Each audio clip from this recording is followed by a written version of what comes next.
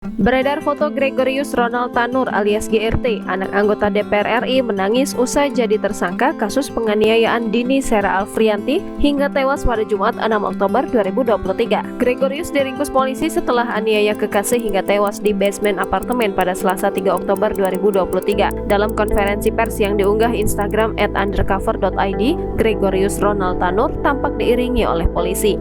Pria bertubuh tinggi itu hanya tertunduk sepanjang digiring polisi ke depan awak media.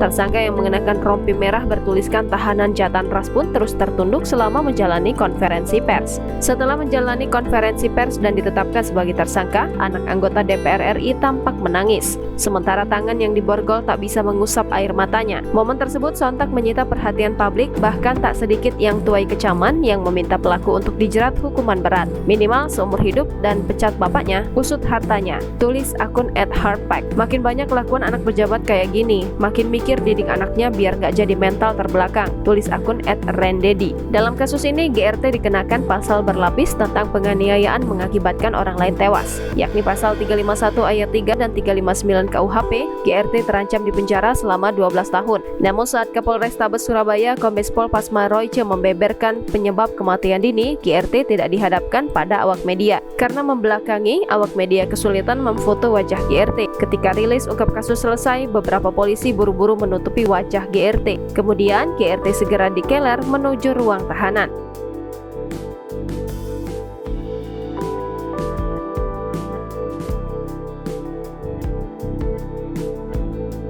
Download Tribun X sekarang, menghadirkan lokal menjadi Indonesia.